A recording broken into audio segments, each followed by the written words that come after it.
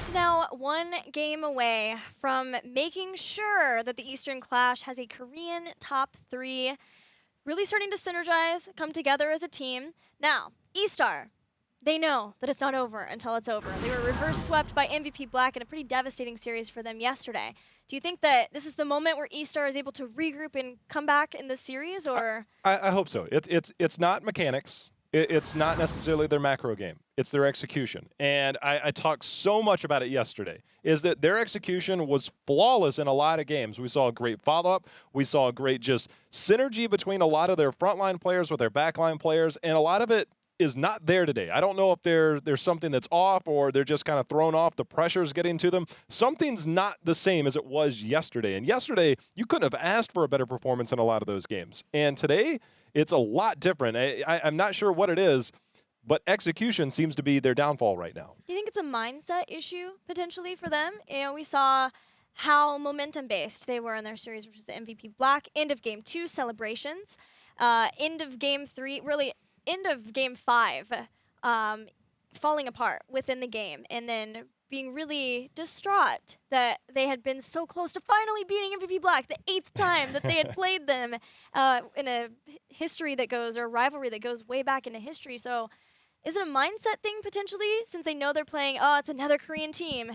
I think a lot of times it can be. I think I made this comment. We're in the back. We're talking about the games. For every peak, there's a valley. I mean, it's just the balance of life at this point. You can have a lot of highs, but if you're used to those highs, you're always going to find something, and you have to find your way back up then. I think right now that's where eStar is at. You know, they feel really good when they do well. We see, you talked about their celebrations. Zingzi, they show him a lot, and he is very animated with what he does. But then you can also see it on their faces when things don't work out well, when we do get those shots. And it's, again, in a best-of-5 series, it's not that bad. Normally you go down one game in a best-of-3, you instantly feel the pressure of, we can't afford to lose another game. Now they're kind of, their backs are against the wall. They've had a couple games to figure it out. Maybe that's the warm-up that they need, but I think it could potentially be that pressure, but I think that they have the potential. They have more than enough potential to be the best team in this tournament, but it's a matter of execution. I need that in this game, else they're done for the day. They're done for the tournament at this point. Done for the tournament, yeah. Let's talk about Tempest. They have had such a rough time throughout this tournament, even from the get-go versus 0. Coming in and I think just being very surprised. And it's not, I would say, easy to be able to surprise and throw off a Korean team, but the decision-making, that moment when they were waffling back and forth between the top keep and the bottom keep, like, what do we do, what do we do? We can't let Zagara take the keep, but we also want to make sure that we're winning the game. For a team that 3 of the members have been together for so long, it seemed uncharacteristic. How have you felt now seeing them move into today about them? You still see holes. You still see holes. We saw, you know, a weird mosh pit at one point on Sign. Sometimes we kind of question how well he does on ETC, and it's rightfully so. You know, we know him for his Murden play. We've seen him on MVP Black. He's working his way into this team. Zingzi said during the interview, potentially it's something that, you know, they're learning in this moment more than they expect to win. But maybe it's kind of the same thing for Tempest. They're still gathering together with their new roster. I figured that this would be the choice. eStar, having losers pick, they did choose to go for first pick. That's what has been their choice throughout this tournament whenever they lose games. Tempest choosing Sky Temple, generally their second place option after Dragonshire. So we will be going to a very large battleground where, again, J-How globals can come into play. Yeah, and if you're worried about the global game, you know, yes, there's different first bans you can go with, but you have to really consider, do you let something like a Tassadar through? Do you let Zarya through? Depending on what you want to deal with, you can ban one out, pick the other one for you, and then you have instant control of that. And it's something that when you have that against you, it changes your mindset. It changes your draft strategies. And I think right now that is something they definitely need to look at themselves and say, can we afford to give this up? Because in the end, it ended up playing out in that manner, in that the globals, you could use it to be aggressive in instant rotations, and we're going to find out here soon on Sky Temple. Yeah, it seems like eStar, this is the point when we need to see the adaptation and draft that they haven't been able to do in previous series. Tempest is not drafting like MVP Black and L5 even were in the last series for the team fights, the Zeratol versus the Tyrael. Instead, focusing so much on having the global game, and that doesn't change on Sky Temple at all. It doesn't at all, but one thing that we saw just not too long ago when they played MVP Black was they busted out an Abathur pick, and they tried to change it up. They tried to play a different strategy. Again, we've already talked about that China brings the different meta to it. We've seen Abathur, we've seen Zagara, we've seen Valera, we've seen Illidan. It doesn't matter. All that is in their repertoire as we get into the draft here. And again, blue team with the first ban, that is going to be eStar. Let's see if this is a global ban. Previously banning ETC, still kind of global. If he moves into stage 9, I'm going to stick with that for now. Will this be the Tassadar? Will be the Tassadar. So do Very you? quick. This is the same thing. Do you give that up? Yes. Or the last game, it was first pick Malfurion. And there's our first pick, Tyrael, that has been so prominent during our first series. But will we see the double global game come out again? I imagine we'll see one. Lockdown, Falstad seems a likely pickup. Malfurion has made its way through, so maybe a shift in strategy, but I think Falstad will be probably high priority here. In HGC Korea, some of the heroes that were doing really well on Sky Temple, Li Ming, Zeratul, Tassadar, really well. Obvious ban, but Falstad was 88%. Not going to choose him just yet. Instead, getting Murd into Haka. So make sure they have at least one global. I think now when you look at it, picking up Murden on that first rotation, Sign and Murden, I mean, last year that's what we knew as we see Zarya and Vala there. So now when you look at Tyrael and Zarya, you have double boss control. If it comes down to it, you can force a fight. You have Expulsion Zone, you have Holy Ground post 16, you have Sanctification if you want to fight on top of that. Oriel being banned out, which is what we see paired a lot with Vala, especially Zarya. But now you have great control in that manner. You don't necessarily have that global control as we see Malfurion being banned out, which means they might have something up their sleeve in terms of supports. I wonder if they're going to ban Malf, Rhaegar gets picked up for Tempest, and then eStar gets Lucio again. We see this a lot, though. When a team knows that opponents are going to ban Ariel, it's just, okay, fine, but you don't get this strong support either. That's happened quite a few times throughout this tournament. It's been I'm actually looking back. I don't... Brightwing's basically fallen off the face of the earth. We saw L5 play it, I think, once this tournament. They're heavily debating the Malfurion pick, and it could just be a matter of their discussion strategies right now, trying to figure out what they want to do in the later half of their draft. The Malfurion was locked in as the ban. So Rhaegar, a possible pickup here, but Falstad's still available. Are they just basically getting what they want with this Falstad here? I can't imagine they don't go Falstad at this point, right? I would guess so. It is a high priority for them on Sky Temple. At least it was during HGC. Obviously, the meta has changed. Zeratul is still up too. If they want Zeratul to try to counteract, just make sure that that is not something that Savage could play. If they would want to pair Savage with this comp, I'm not sure on that on the side of eStar, but... Oh no, with Dahaka and Murden though. That'd be a lot. I'm not sure Tempest would flex that far into the melees. You'd have to maybe put Duck Duck onto Haka. Hell, it's about damn time. Tychus can really light up that front line, obviously with the shields from Zarya, the shields from Tyrael. Tyrael does suffer a little bit in that, Rhaegar being the pickup. My last breath. Well, I guess maybe Lockdown could have played Zeratul, but Tychus, Rhaegar here, so Rhaegar for sure, like you called. All right, so with this now, you kind of have to look towards a little bit of the backline. Obviously, you've got your support. Karazim, I think, is an option. We've already seen Lucio, which on this one, you kind of got to figure out where you're going to get that. They're going Illidan. I kind of wondered if we'd be switching with Zarya there. It kind of opens up opportunities. You can dive in. Illidan there, Vala, heavy on the auto attacks. You can go in. The support. What will be the supporting option behind that? We've already seen the attempt at Lucio. There's somebody named Lieutenant Morales, I guess, that we forgot about in this instance. All right, once again, eStar bringing it all to the table with their Illidan pick, pairing Lieutenant Morales with it.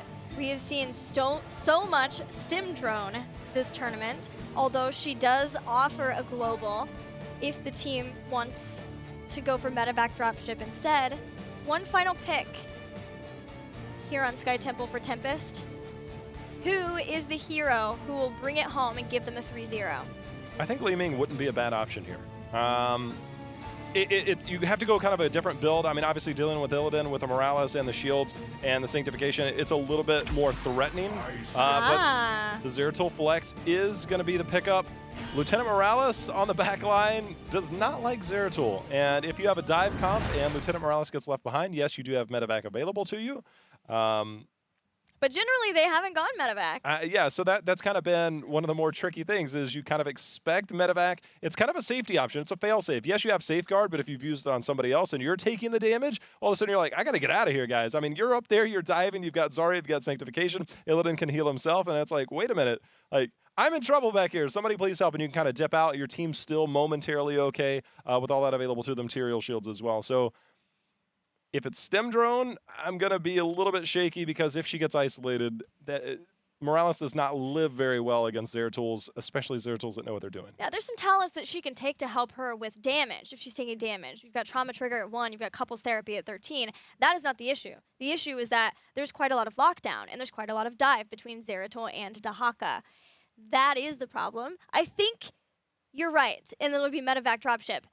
I'm wondering, though, if eStar is like, nope, we're going to fully devote ourselves to the strategy that we have come up with and is just going to do the Stem Drone anyway and is looking for just full-on team fighting once again. The problem is that we've seen very definitive strategies in 2 games. Yeah, obviously, the one last game had a little bit more flexibility than the first game, but this is a very definitive strategy. Is again an all-in comp. You're not necessarily playing the macro game, you're playing more of a team fighting game. You have options available to you, but you're giving up the global, you're giving up a lot that really does well against you. So you have to execute flawlessly. And right now, again, I can't stress it enough. Execution for this team has to be on point. Else this is going to look just like the first 2 games. And it's not been pretty for eStar.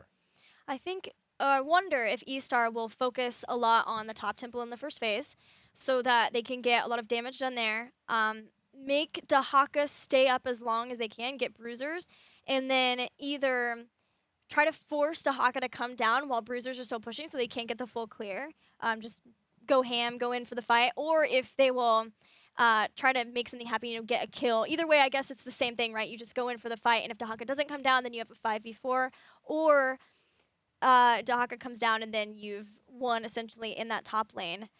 But yeah, I'm wondering how they're going to play out that first temple phase. Yeah, it's sometimes the first temple phase. If you look back on teams like L5, they kind of use that one. They kind of force the advantage. They force that rotation. The second temple phase obviously being the solo temple on the bottom. And then that's when you start to get a little bit closer to 10, depending on how long the first phase dragged out. But it is going to be eStar finding themselves down 2-0 in this series. You can see finding himself on Vala. H going to be on Tyrael. X, we're going to see what he can do. Very aggressive yesterday on Illidan. SW on Morales, and Tiger will be, as you said last game, on that flex hero with Zarya providing those shields. Yeah, Tiger is the shielding hero or player for the team, whether it be Zarya or Tassadar, Medivh even.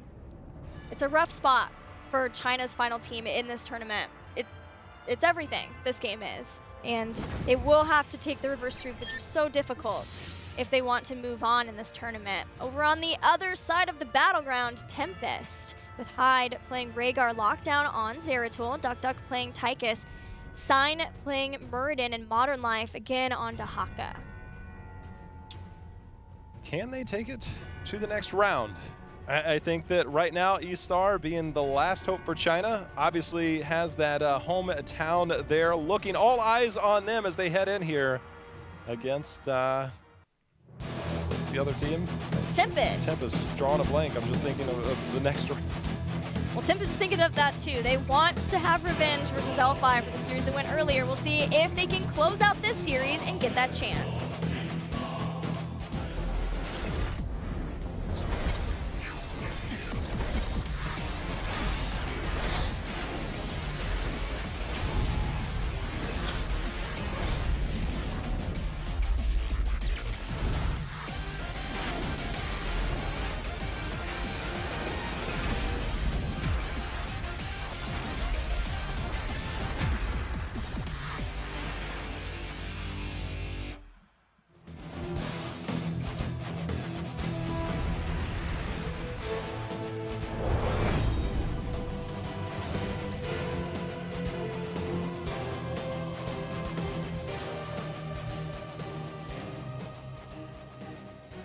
Game number 3 of this best of 5. Once again, eStar will be in the blue. Over on the right side, Tempest in red. Up 2 games in the best of 5.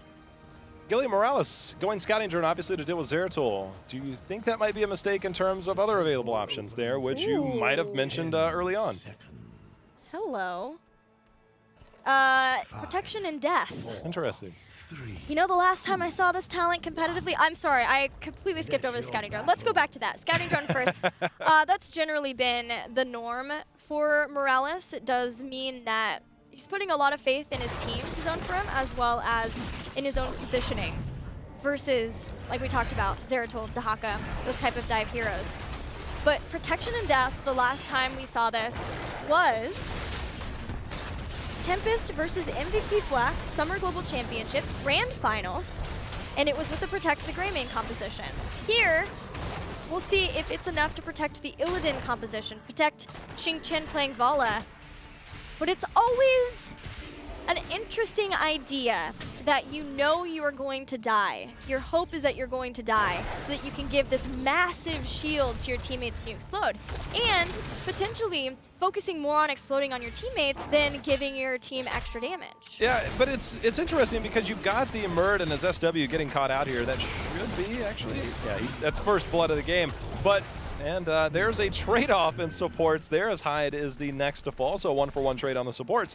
But you have Murden, who has the auto-attack slow. You've got Dahaka, who's got the self-heal. If you opt to go Odin, you've got that extra protection with that armor. Zeratul not going to be there, and Rhaegar, he's tough to take down as well. So trying to get in and get those kills will be no easy task for eStar. Yeah, I am excited to see how protection and death plays out for Tyrael. It's a very cool talent. Like I said, it's a gigantic shield if you can make it work for the team. But grouping up for the shield, which is kind of perfect for a Void Prison, will also be, it's playing with fire a little bit. First Temple phase starting. eStar is going to duke it out with Tempest. SW dodges the Stormbolt. The shield from Zarya will stay fine for now. Yeah, that's always going to be something you got to look out for, is your flank position, and quick to respond was that of eStar to make sure and have that added protection. And speaking of in the fire, talking about feeling a little bit of heat on that front line, Zarya looking to go more that auto attack build there. You know, Dread loves that talent. What do you think of it? I like it. I mean, when you're facing, I mean, think about it. In this patch, we have Tychus that has a shorter range. It's instead of 5.5, which is a lot of the defaults for ranged heroes, it's 4.5, so you got to be a little bit closer to the action if you decide to come up. You now have a lot of heroes that are in melee range, including Rhaegar. So you have a lot of heroes that you can potentially get value off of that.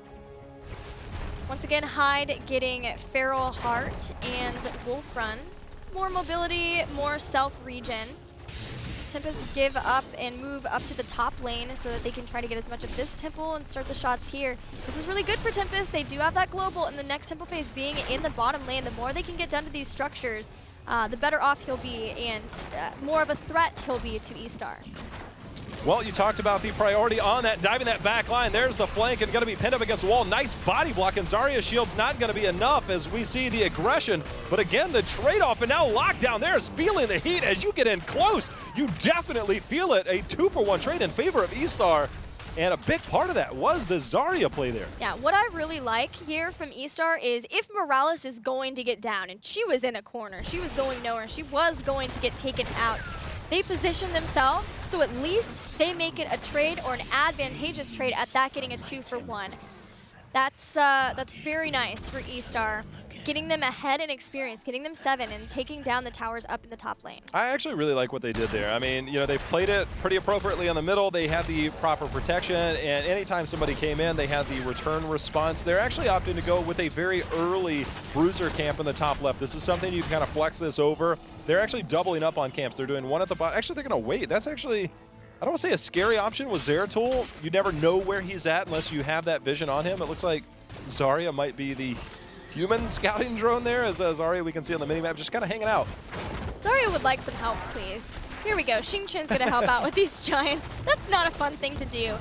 Nice grenade. Two pushes back sign just long enough for Xing Chen to get the giants. Now the double camp at the same time. How do Tempest respond? Well, you know, sometimes you can kind of take something like an Illidan, clear this up, and it just allows you to get that added push. That's with the rotation they were waiting on. They're going to send Tyrael down. It's something we've seen a lot of teams do, is use that Illidan because you can be hyper-aggressive, eat some of that ammo, take the heat off of a lot of that you're pushing. You have decent wave clear as Tyrael actually re-engaging there. But at the bottom, you've got to kind of prioritize, again, second temple phase, bottom lane. You know, we saw a very long phase 1.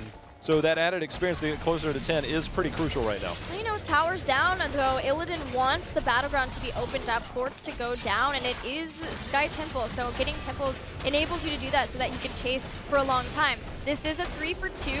Zeratul is even going to come up too. So for now, Lucian and Savage back off. They've made a lot of the members of Tempest come to this top lane, and during that time, Xing Chen and SW put some significant damage on this front wall. Well, we talked about sometimes it's more about the macro than it is about going in for those individual team fights, and right there, they kind of dictated the terms of the rotations and the fight. That Illidan forced you to go into that as we see Tiger getting stunned out. The shielding has already been used, but not enough follow-up. Tiger able to get away there. Heroic ability's almost here for eStar. We'll see if there's anything out of the ordinary picked for them. As the stim drone. We'll see how that goes. Wait, they're not gonna do this, are they? Okay, there's You were wondering sanctification. about Never judgment? mind. Yeah, I was wondering if it was gonna be like some sort of hunt, judgment, craziness. But there's cleanse, right? So we're fine. Savage uses the boss, dodges Stormbolt. Again, there is a bottom temple still. All the team members came up from both sides. Bloodlust! Talk about one way to make sure you can get out or re-engage. You have a lot of auto attacks there that you can get out, and there is Odin being used. Bloodlust, here it comes. Odin on top of it too. Sanctification, Expulsion Zone. Tempest are split apart by that Expulsion Zone. Modern Life starting to get low. Morales the first to fall. Yeah, lockdown dove in, he dove back out, but now he's got X all over him. But he is going to stay alive as X not able to confirm the kill. And things are working out in favor. We do have a 2-for-1 trade. Vala going to be the third to fall. Lockdown somehow survived, but that initial jump in to take down that Morales was what we talked about that you should be fearful of. It worked out in Tempest's favor. Tempest will reap the rewards off of that one team fight by getting the rest of the temple, and importantly, sending Dahaka up to continue his split soaking as that global hero for the team. Starting to get ahead in experience, not too much, but it started out as not too much in previous games too, and it was just enough. It always seemed like for Tempest, it was just enough to keep eStar at bay in the last 2 games of the series. Morales, again, the ultimate solo camp taker there on the Siege Giants, but with that temple expended, a slight experience advantage. No forts down just yet, but you can see things starting to dwindle away. Your structures are the lifeline against the objective in this, so keeping those alive, trying to return a lot of that damage. We'll see how it plays out, but Tempest with a slight experience lead after that team fight.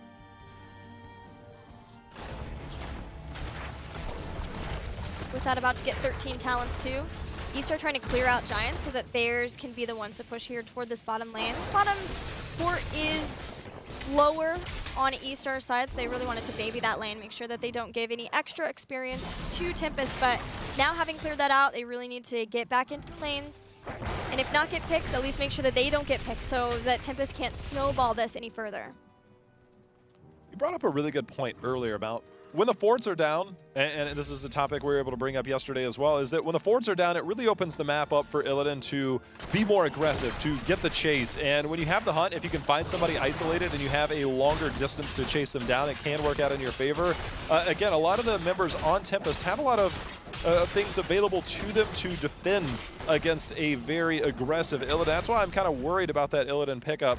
Hunt, we'll see if he can obtain those kills. Sometimes it's all about getting a pick as we see a rotation down here by Tempest to secure this fort. Yeah, not having meta.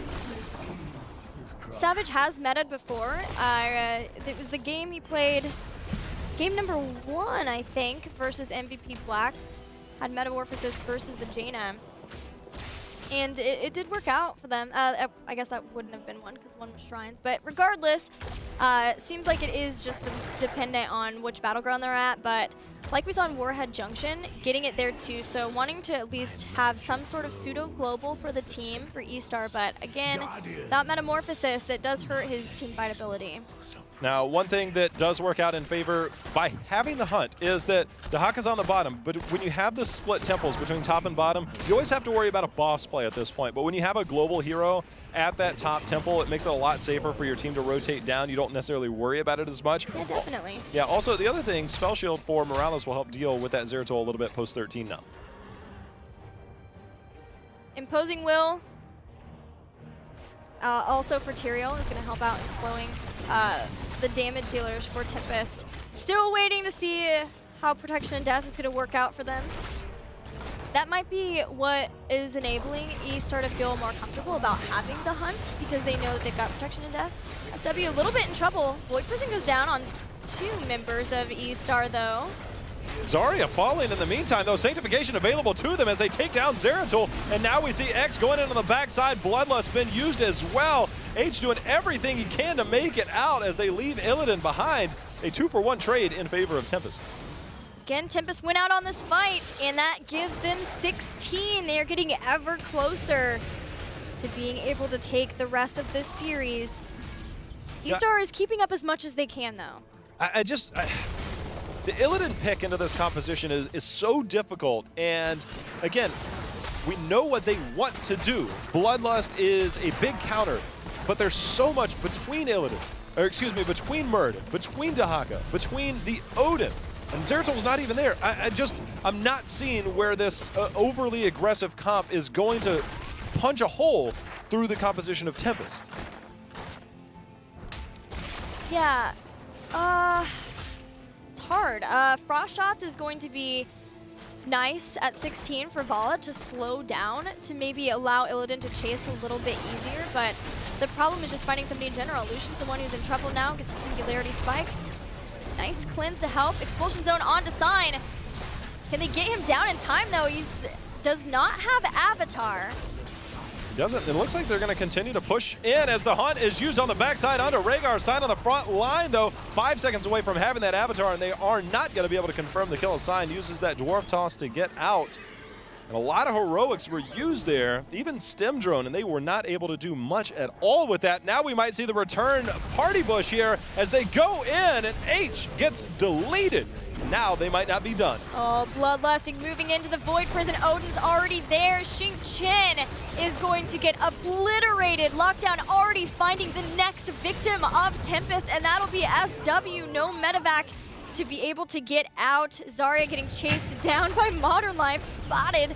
Expulsion Zone is at least going to make sure Modern Life can attack him for a little bit. Did give him time to mount up, and he'll run away. So no keeps again lost. Tempest playing the safer game, didn't try to push in. There was a temple available, gonna go for that instead. Well, they were playing a little bit of hide and seek, and Tiger was found there as Duck has now located Zarya. And that is gonna be a takedown onto Zarya, and that is not something you wanted with that staggered death. I was a little bit surprised. He found his way out. Perhaps he didn't think that he would have another opportunity, but a little bit of hide and seek, and somebody lost. Yeah, like you said, staggered death, really rough for the members of eStar.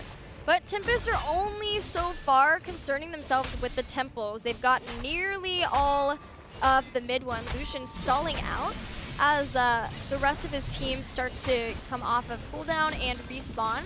But both of the temples grabbed. This won't be a keep, but it does basically mean that eStar are now at the point where they can make no more mistakes, or they will start losing those. Yeah, the scary thing is they've given up so many kills, and they've allowed so many temple phases to be obtained that 20 is almost here for Tempest, and there's not a lot you can really do to dictate the battleground in your favor. The best you can do is try and soak, catch somebody out, which Tempest at this point should play a pretty reserved game, as we can see both teams a little standoff here. Are you making a play on the boss, or are we going to make a play on the boss? Yeah, it's Tempest's game to lose, so they don't need to make the play on the boss. They might with a 20 talent tier advantage, but there's Expulsion Zone, and there's Holy Ground, and Sanctification from Tyrael too.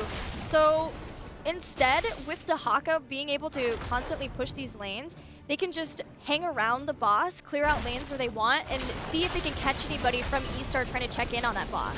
You basically have to force nothing. Even if you give up that boss, if you're Tempest, you have a fort that it's going to have to walk through. Yes, it's not going to stand long, but you have such a huge lead in terms of structure advantage that you could almost give it up, never have to worry. That's one of the few opportunities that eStar would have. It's so chaotic there, as you said. There's a couple of things between Expulsion Zone, Sanctification, Holy Ground that it's just not worth it, as Hunt was used to rotate to the top, make sure not to give up too much more soak and too much more pressure in that top lane. And look where the members of eStar sat. They hung around Giants. They didn't get their Giants, but they hung around that area as Fire for so long that Dahaka got a money push up here in the top lane. Finally, Savage came up to split soak. And we'll have Hunt back in time should they need to, but seeing the members spread out of eStar, Tempest are looking to see if there's any openings again. And with such an advantage in experience in time, Tempest have this time to try to make these kinds of plays, force mistakes from eStar. Top keep barely going to stay alive as Dahaka continued that push. It's going to mean Illidan has to stay at the top, clear that up. It is a single temple phase, so it's not quite game over at this point, but you can rest assured one keep will go down. A second will be sure to follow. Again, it's not the end of the world, but your opportunities are going to run out after this temple phase. Dahaka will start that temple. 18.5 to 20, almost 21 of Tempest.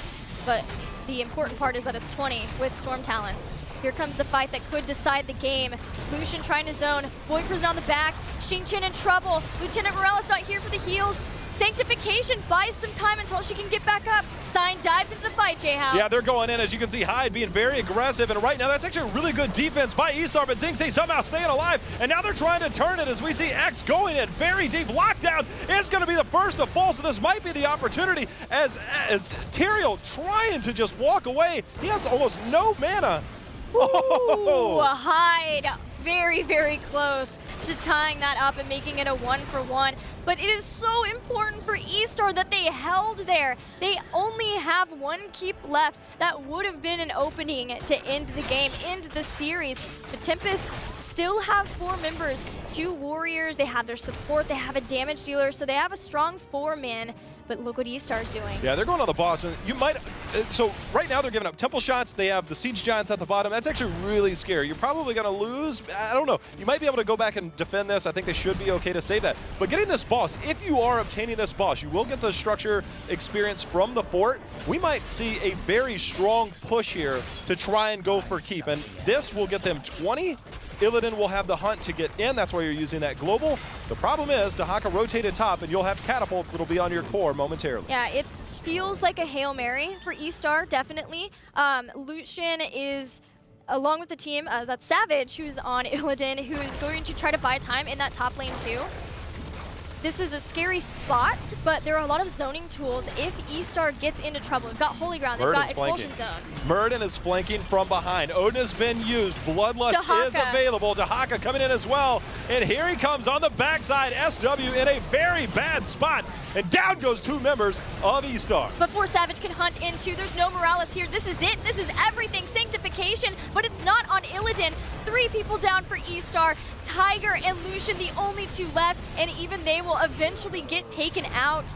This will be Tempest with a 3-0 victory in this series to move on and get revenge versus L5. It was indeed a Hail Mary play, and perfectly played as Sign flanked there. They used Odin, they went in, and again, Morales can sometimes be a liability. With no medevac available, you really got to wonder, where was that stem drone value? But eStar will be falling, and their tournament lives are over. They are the final hope for Chinese Heroes fans to go on, but Tempest have had such a difficult journey to this point. Getting things together for this series was incredibly important for them, and this is a momentous victory. It is, and we saw the final death numbers there. Morales 5 deaths, the rest of our team around 3 there. So again, in theory, things work out, but when it comes to execution, I don't know. eStar just couldn't put it together today. I mean, they shouldn't feel bad. Xingqian, obviously, he doesn't look too dejected by this. We saw in their interview before this series that they said, hey, you know what? If we don't win, this is a learning experience for us. We expect to be better when it comes to the mid-season brawl that will be in June. But obviously, we've got a few months to go. They'll be able to improve, look back on here. It was a good opportunity for them. I mean, top 4, not too shabby for the first Eastern Clash. Yeah, it really was not. And I have to echo the same for Tempest because they seem to really come together in that series to be able to get to the point. It did seem like eStar was maybe not as strong as their initial opening for MVP Black, and maybe it was a lot that they had the momentum after, hey, this game is going remarkably well in game number 1, that they just all of a sudden had this momentum spike, and then now are really feeling like, okay, we still have some growing to do if we're really going to be able to contend with any Korean teams. Just going to point this out. We talked about parallels beforehand. Tempest coming in, the number 3 team out of Korea. Oh my, you're going to make that reference. Coming in from the lower bracket as we see Hyde, who's basically been an MVP. This man is doing wondrous things throughout this tournament. It's actually really impressive. No matter what support he's on, if you like support play, this is a great player to watch. But back to the reference. 3rd place team in Korea, kind of similar to the dominance of Europe in the Western Clash. Coming in 3rd place, finding themselves in the lower bracket, fighting themselves back. Team called Dignitas did something not too different just a few weeks ago in the Western Clash. We know how that worked out for them. I'm not saying Tempest will do that because MVP Black and L5 are pretty dominant, but I don't know. Storylines are building right now here in the Eastern Clash. Well, you can't discount momentum ever in a series or in a tournament like this. L5 are coming off of a loss, whereas Tempest are coming off of a win now from this series. However, L5 have had a little bit of time to regroup, whereas Tempest has to soldier on at this point. And should they take out L5, they'll have to soldier on again. We'll just have to see. We are going to head to a break, though. When we come back, the lower bracket finals between L5 and Tempest. We'll see you then.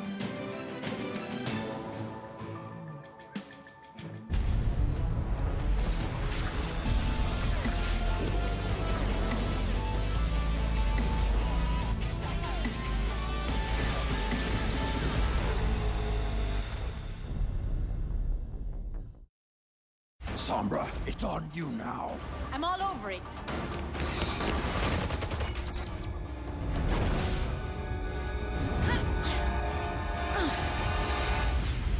See the full animated short at playoverwatch.com.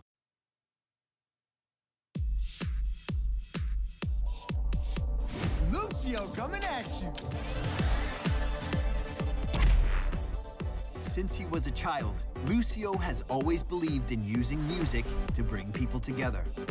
When the Vishkar Corporation moved in and began to exploit his community, Lucio repurposed the company's sonic technology and used it to lead an uprising. He became an overnight celebrity and started touring the world in sold-out shows to promote positive social change. Now, Lucio fights for justice as he drops the beat around the world and throughout the Nexus. Lucio is a highly mobile support hero who constantly heals or increases the movement speed of all nearby allies. Lucio is able to attack enemies while moving, and his weapon never needs to be reloaded. His trait, Wall Ride, automatically increases his movement speed and allows